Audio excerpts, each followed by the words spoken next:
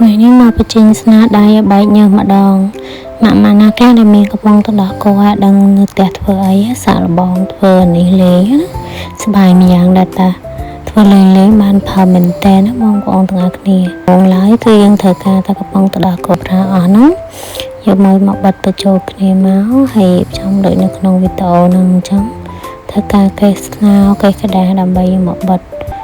វាធប់បានបិទជុំវិញដើម្បីឲ្យឃើញសភាពភាពស្អាតកុំឲ្យចាញ់អាកលៈកំពុងទៅដោះគោហ្នឹងណាហើយបន្ទាប់មកទៀតមកយើងចាប់ផ្ដើមបិទកាប់ខាងលើនេះយើងត្រូវការក្តាររៀងទុនបន្តិចបើសិនជា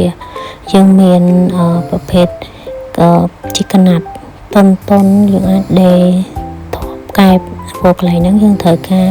ឲ្យកូនយើងអង្គុយលើហ្នឹងអញ្ចឹងយើងត្រូវការឲ្យវារៀងតុនកន្លែងនេះខ្ញុំថាផលតែកដាកេះនឹងសិននេះដោយសារតា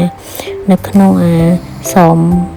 តុក្កតាដែលខ្ញុំបានកំងមកហ្នឹងវាមានពុកនៅលើនឹងស្រាប់នេះបងប្អូនឃើញទេពុកវាពណ៌សហ្នឹងអញ្ចឹងខ្ញុំអត់ចាំបាច់ធ្វើខលអីច្រើនទេតែបើសិនជាបងប្អូនមានកណ្ដាប្រភេទកណាត់តុនអាចខ្វល់បន្ថែមក៏បានដែរដើម្បីកុំឲ្យឈឺគូតណាអានេះកាត់ចូលដល់ពេលយកទៅនិយាយទៅវីដេអូហ្នឹងឃើញតែ1នាទីជាងប៉ុន្តែ